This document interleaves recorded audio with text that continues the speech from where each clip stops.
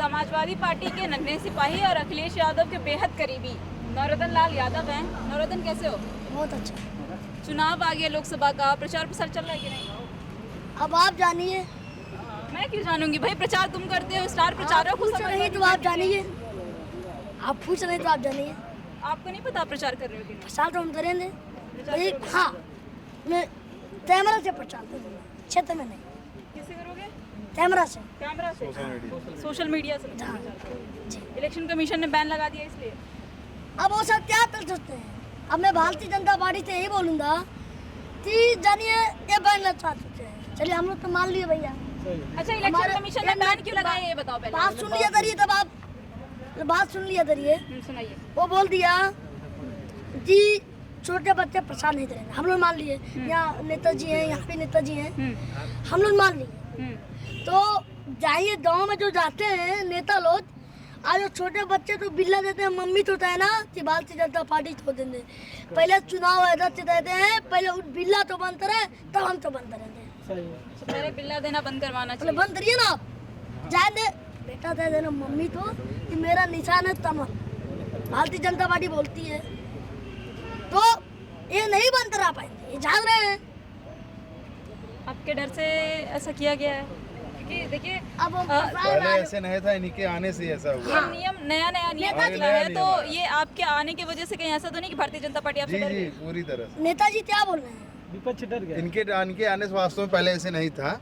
जब से नवरत्न लाल ने घोसी का चुनाव में बहुत ही मेहनत किया और वहाँ पे परास्त भी होना पड़ा भारतीय जनता पार्टी के लोगों को, तो नवरत्न के आने से हमको लगता है शायद ऐसा हुआ है कि नन्हे बच्चों को प्रचार करने के लिए बैन किया गया था। पहले ऐसा नहीं था। आपको भी लगता है? आप बताइए, हमारे भाई क्या बोल रहे हैं, आप बताइए कि भारतीय जनता पार्टी क्यों कर नहीं सकती है। और अब विकास का बात पूछेंगे तो राम मंदिर लिया जाएगी। हम लोग तो राम जी तो मानते हैं, मेरे घर में हमारे भैया तो सबके घर में फोटो है, वही आप नौकरी दे दिए होते। मतलब भारतीय जनता पार्टी तो बच्चों को प्रचार करना मिला है। क्या आप तो मैं मतलब तो वही चीज तो मैं आपसे पूछ रही हूँ कि आखिर अब तक बैन नहीं लगाया गया था, इतने सालों से चुनाव हो रहा है, नेताजी बोले फिर ना। अभी क्यों बैन लगा लिया गया? अभी क्यों मना कर दिया गया इलेक्शन कमीशन? नेताजी क्या बोले कि भारतीय जनता पार्टी तो कर नहीं सकती है। तभी बोलो सीबीआई भेजी दी, तभी सीबीआई भेजी दी, फिर तभी अब बैन लगा चुके हैं। अखिलेश यादव के पास भी तो सीबीआई का समन आया था।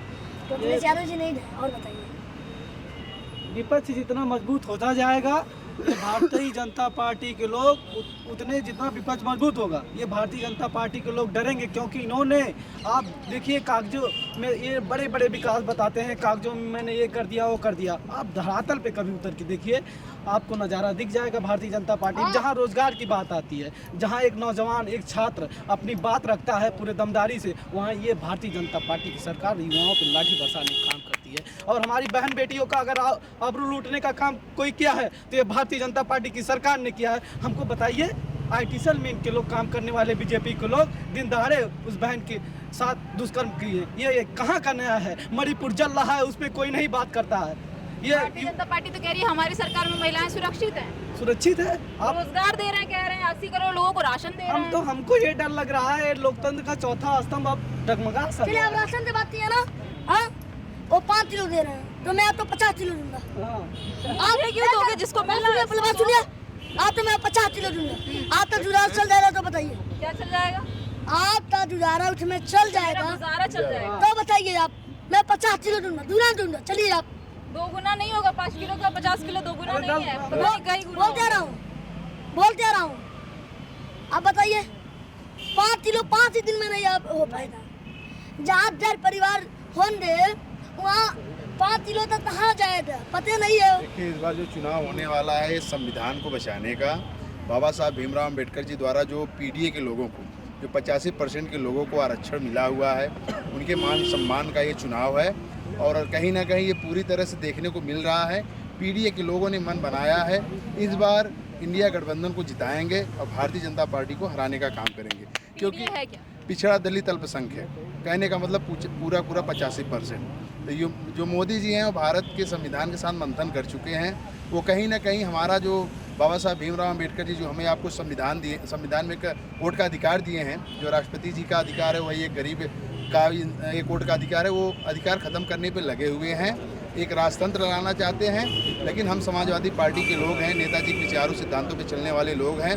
हम लोग सड़क से लेकर सदन तक लड़ाई लड़ेंगे और भारतीय जनता पार्टी को नतमस्तक होना पड़ेगा। और इस बार आप देखेंगी नज़ारा कुछ और होगा। जो 400 पार बोल रहे हैं, मोदी जी पूरी तरह से डर चुके हैं।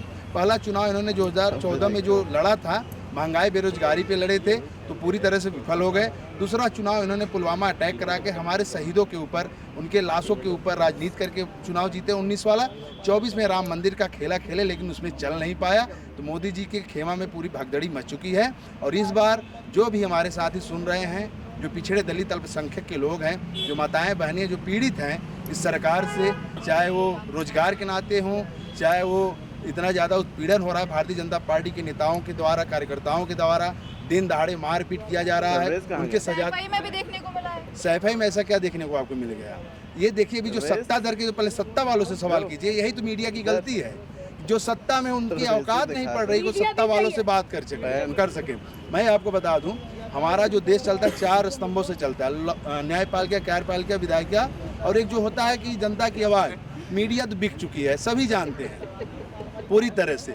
इसलिए आप लोगों को मैं ये संदेश देना चाहूँगा, अपने पीडीए के लोगों को, 85% वालों को, ये जो चुनाव होने जा रहा है बहुत बड़ा महापर्व एक प्रकार से समझ लीजिए। ये चुनाव नहीं, चुनौती है केवल अपने मान सम्मान, अपनी स्वतंत्रता बचाने का, अपना लोकतंत्र बचाने का।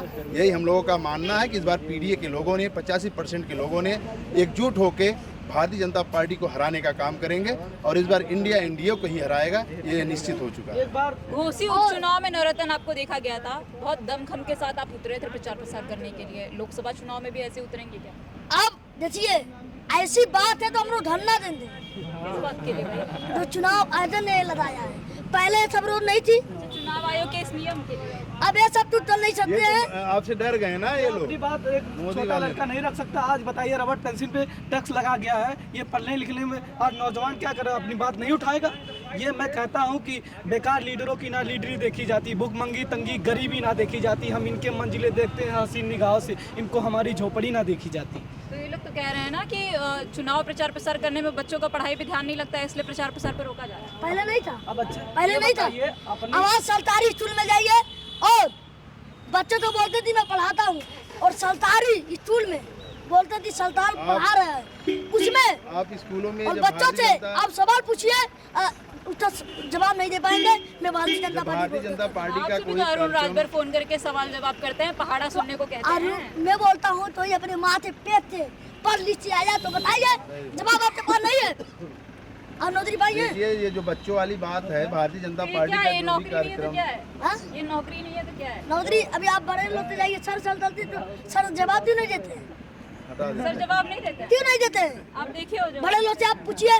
अच्छा, बड़े लोगों में किसकी गिनती करते हो? हाँ, किसकी गिनती? पहले नंबर देता हूँ प्रताप जीता, ये लूला आदमी जीता दोनों हाथ नहीं है। मंत्री बन गए। बात सुनिए, उनका मंत्री ऐसा कि वो जब थाने में जाता है तो कहते हैं हम जिला अध्यक्ष को नहीं जानते, पता नहीं कौन जिला अध्यक्ष, बताइए। फिरोजाबाद का जो जिला अध्यक्ष ने इस्तीफा दे दिया है।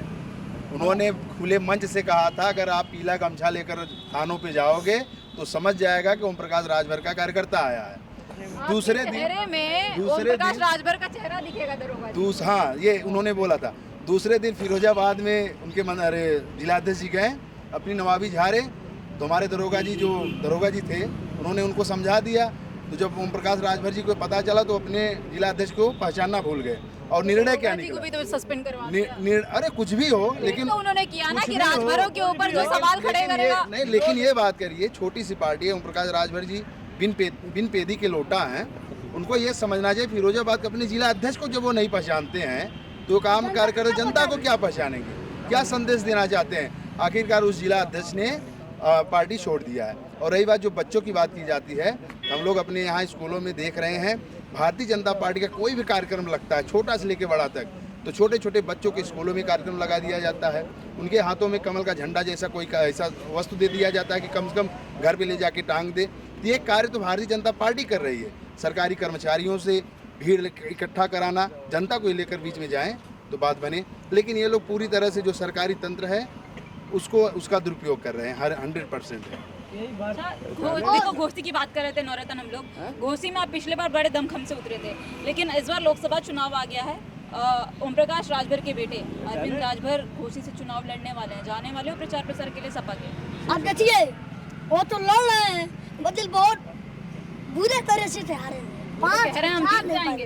5,000 के बाद ये 2500 नहीं पाएंगे। और बताइए 2500 और पा जाएंगे तो तैयार था कि नॉर्थन झूठा है और कुछ दिन से सब बंद। तो मंत्री जी तो दावा कर रहे हैं कि अब की बार हम जीतेंगे और देश में 400 पार। हाँ? तो मेरे नेताजी क्या बोले थे कि वो सही जवाब नहीं दे रहे, वो बोले कि 400 हार। मेरे नेताजी जवाब दिए थे कि 400 हार। और ओम प्रकाश जी तो पहले नंबर आप बात काट दी है, तो बात तो इससे सुनिएगा। वो पहले नंबर इतने घमंडी लोग हैं यार, बेचारा दोनों हाथ नहीं है, आप देख लीजिए ना, वो दया दोनों हाल थे ऐसे सर, ऐसे सर चलता है। अरे हटो, तुम समाजवादी हो, ये क्या जवाब होती है? तो एजेंट कहा गया, समाजवादी नहीं, हाँ। समाजवादी पार्टी के एजेंट कहा तो गया। ये बताइए, तो सही बोलेगा तो सत्ताई दिखाएगा समाजवादी पार्टी से एजेंट है? आपके पास भी जवाब नहीं है, आपके पास जवाब नहीं है। और इतनी दोहरी मीडिया बीत चुकी है कि मैं क्या बताऊं। बड़े पैकेज ये बताइए आप ओम प्रकाश राजभर से आप अभी आप खुद बता रहे हो कि ओम प्रकाश राजभर से जब सवाल पूछा गया तो उन्होंने कहा कि आप जो है वो गोदी मीडिया हो, आप समाजवादी पार्टी के एजेंट हो। ठीक है, आपसे सवाल पूछा जा रहा है, आप कह रहे हो मीडिया बिक चुकी हुई है, गोदी मीडिया हो। ये बताओ सवाल पूछे किससे? आपसे पीछे नहीं, अब ये बताओ ना, आप बता रहे हो, आपके साथी भी कह रहे हैं, आपके क्या नेताजी कह रहे हैं, ये बताओ कि सवाल पूछा किससे जाए? पक्ष से ना पूछा जाए, विपक्ष से ना पूछा जाए, तो पूछा किससे सवाल जाए? मीडिया का सही मतलब यही होता है कि जो विपक्ष में होता है अच्छा, ये फैशन और ये जो सरकार में बैठे हैं उनसे सवाल किया जाता है। सरकार में जो बैठे हैं कि आपने वादा किया था युवाओं को इतना बड़ा रोजगार देंगे। अभी आपके सामने इन्होंने कहा कि समाजवादी आप हमसे सवाल चल सकती है, यही सवाल प्रधानमंत्री जी तरी है। अच्छा ये बताइए कि प्रधानमंत्री जी से तन्ने थी, प्रेस कॉन्फ्रेंस ही नहीं करते। प्रधानमंत्री जी से तन्ने थी, किसी की हैसियत नहीं है कि प्रधानमंत्री सवाल पूछ ले कि आपकी जब मम्मी मरे थी तो बार आप क्यों नहीं मुड़वाए? पर प्रधानमंत्री बहुत बड़ा हिटलर है। पहले ये मैं आपको बता दूं, सबसे बड़े हिटलर हैं वो।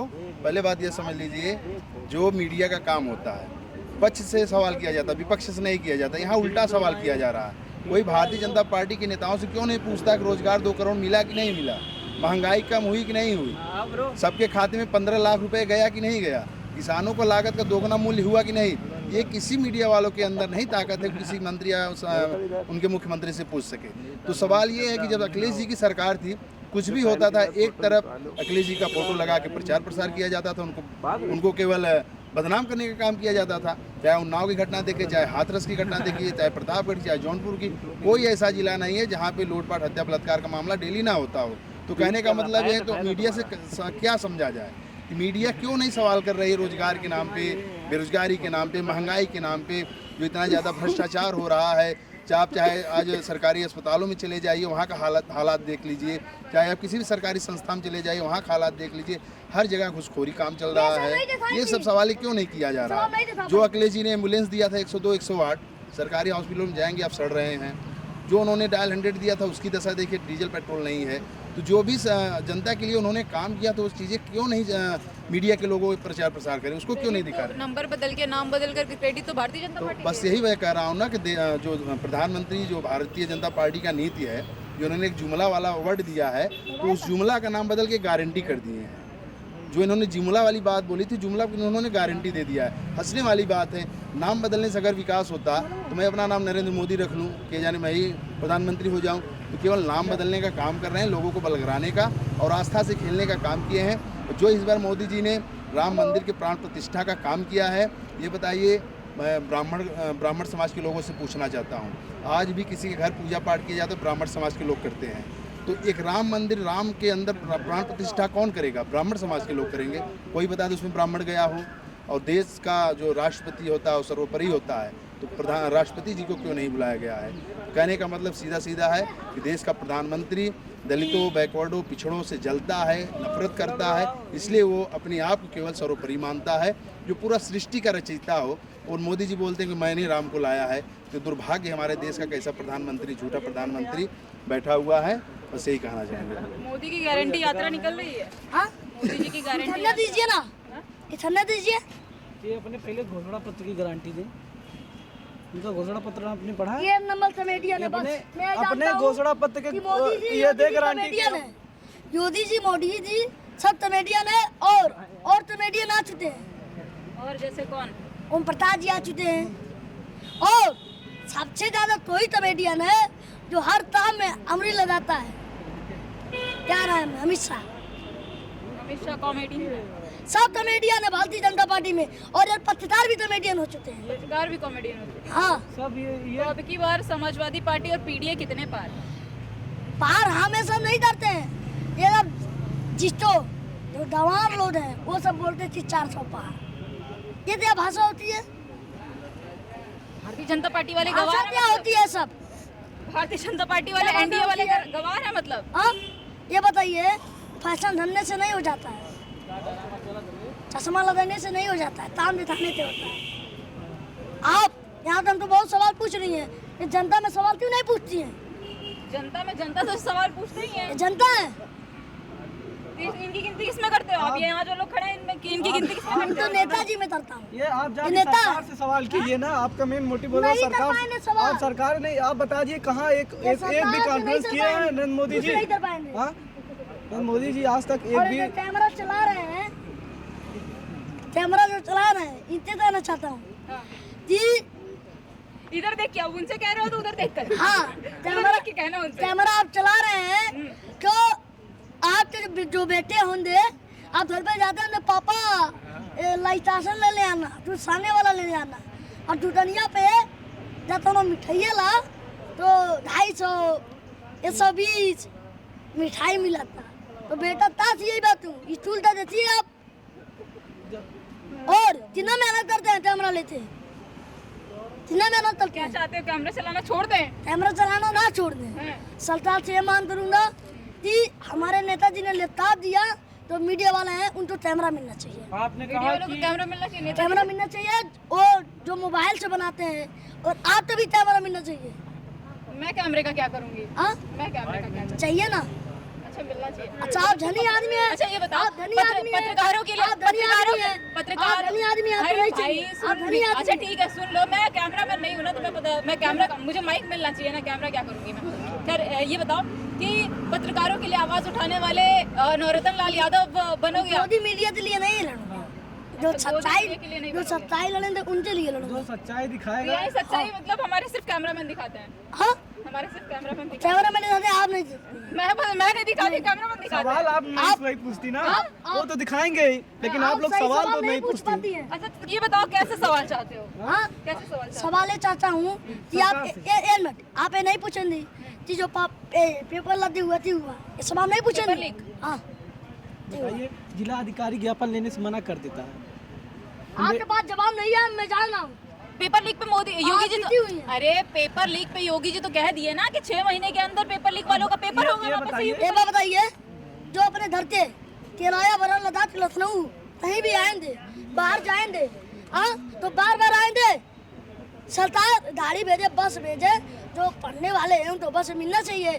बच्चे जाए स्कूल, अपने पेपर दे, फिर बस घर पे छोड़ी, घर नहीं छोड़ेगा, बस नहीं छोड़ेगा, सुविधाएं मिलनी चाहिए। मिलना चाहिए। तुम तो बिल्कुल ये जो आरओ पुलिस भर्ती सबके पेपर लीक हुए हैं, इन्हें सुविधाएं मिलनी चाहिए। मिलना तो चाहिए। चुनाव- अच्छा ये बताओ एक चीज और, देखो पेपर लीक का मामला निकला है, ये बताओ चुनाव आ जाएगा, चुनाव के बाद जो है पेपर लीक हुआ है जो, वो पेपर होने वाला है चुनाव के बाद। इलेक्ट्रल बॉन्ड का तो मामला 6 महीने के अंदर बोला है अच्छा ना अच्छा, उन्होंने। चुनाव हो जाएगा तब ये पेपर कराने सब और नहीं पूछेंगे। और बताइए, मैं नौजवानों से जितने भी हैं, जो भी पेपर लग हुआ है, उनसे कहना चाहता हूँ, आप लोग धरना दीजिए, हम आपके साथ हैं।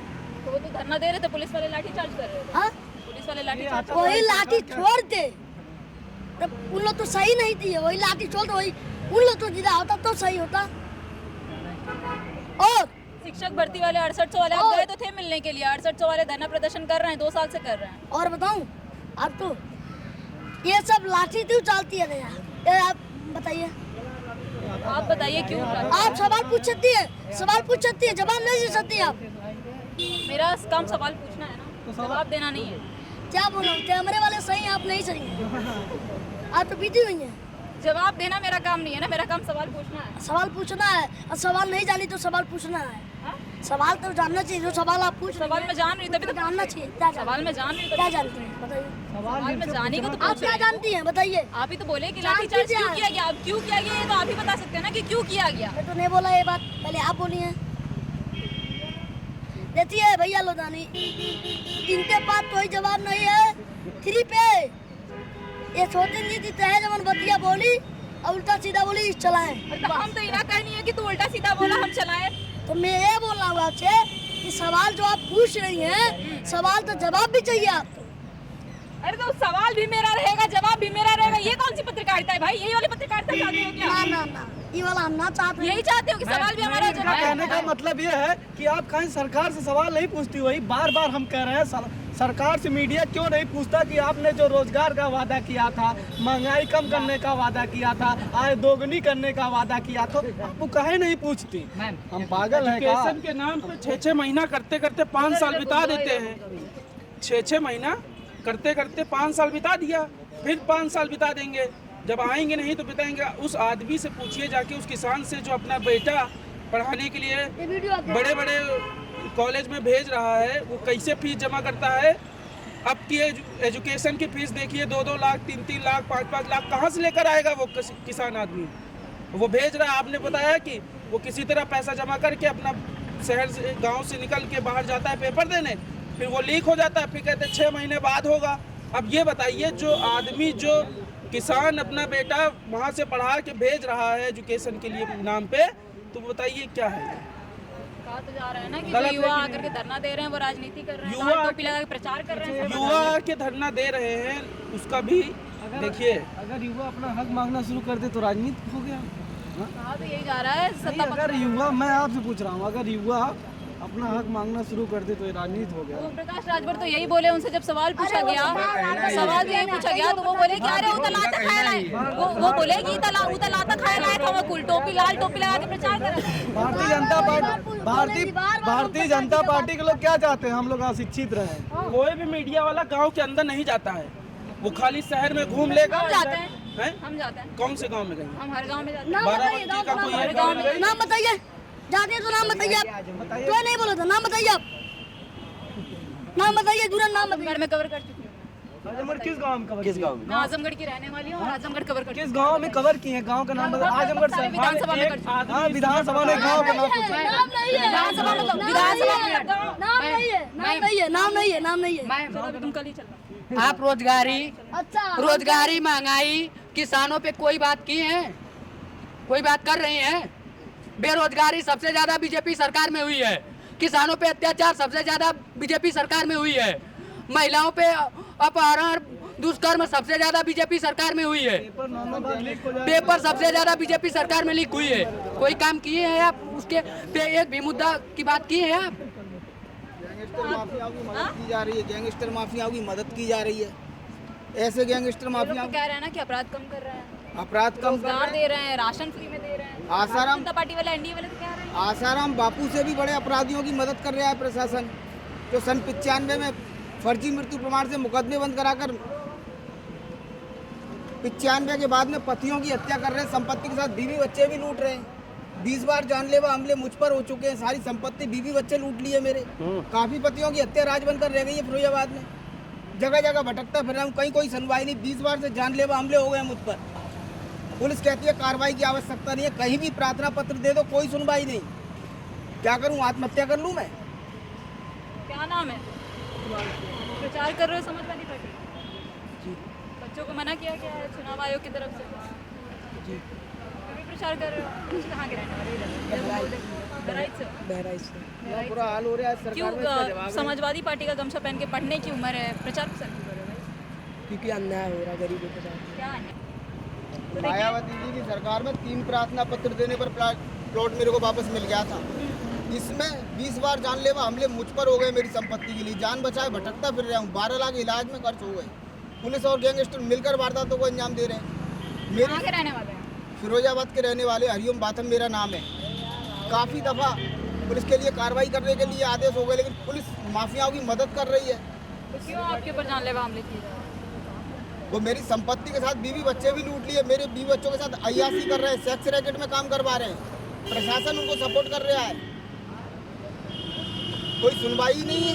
अपने बीवी बच्चों पे आरोप लगा रहे हैं। आरोप लगा रहे हैं, मेरी जान बच गई है, जैसे तैसे मेरे प्राइवेट पार्ट कटने से बचे हैं, पैर कटने से बचा है, 15-15 दिन में हड्डियां तोड़ी गई हैं मेरी। मैं भीख मांगता फिर रहा हूँ, कहीं कोई सुनवाई नहीं है, मैं क्या करूँ, आत्महत्या करूँ मैं? कहाँ गए आप? मुख्यमंत्री जी कार्यालय में दे दिया, जनता दल में कोई अधिकारी ऐसा नहीं छोड़ा, 7-8 चैनलों पर मीडिया में खबर निकलवा चुका हूँ, कहीं कोई सुनवाई नहीं। प्रशासन कान में उंगली डाले बैठा हुआ है, सच्चाई जानते हुए मदद कर रहा है गैंगस्टरों की। अगर मेरी शिकायत पर कार्रवाई कर लेते तो 5-6 हत्या और होने से बची जाती। 2017 से 5-6 हत्या अभी हुई हैं, 85 से बराबर हत्याएं कर रहे हैं वो। आसाराम बाबू से भी बड़े अपराधी हैं, पुलिस रिकॉर्ड में मर चुके हैं, फर्जी मृत्यु प्रमाण से मुकदमे बंद कराए थे। ये हिंदुस्तान का सबसे बड़ा मामला, कोई ध्यान ही नहीं दे रहा है इस पर। कितना बड़ा गैंग है, काफ़ी बड़ा गैंग है, वकील, पत्रकार, पार्षद सभी को अपना बना लेते हैं, रिश्वत में पैसा औरतें लड़कियां देती हैं वो। देखिए, चुनावी माहौल जानने के लिए आए थे, जनता के मन के अंदर की जो बात है उसको टटोलने की कोशिश की हमने। कई मीडिया पर भी सवाल खड़े किए गए, सरकार पे भी सवाल खड़े किए और तमाम चीज़ें देखने को मिली कि 2024 में आखिर क्या कुछ मुद्दे होंगे, किन मुद्दों पर सरकार को काम करना चाहिए। और अगर भारतीय जनता पार्टी नहीं आती है और समाजवादी पार्टी आती है तो हमारे साथ समाजवादी पार्टी के भी कुछ नेता थे, उन्होंने भी बताया कि किस तरीके से समाजवादी पार्टी 2024 में चुनाव जीतने के बाद जनता के हित में काम करेगी। ऐसे तमाम खबरें आप तक लाते रहेंगे, बने रहिए हमारे साथ न्यूज़ नाउ भारत के साथ।